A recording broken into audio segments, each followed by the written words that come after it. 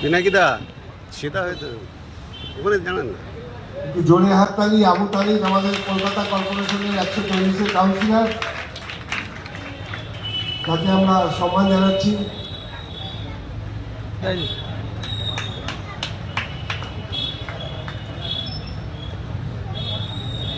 উপস্থিত আছেন প্রণব কুমার দাস, হেডমাস্টার মশাই, রবীন্দ্র বিদ্যাপীঠের প্রাইমারিতে সংবর্ধিত করছেন পিনাকি ঘোষ।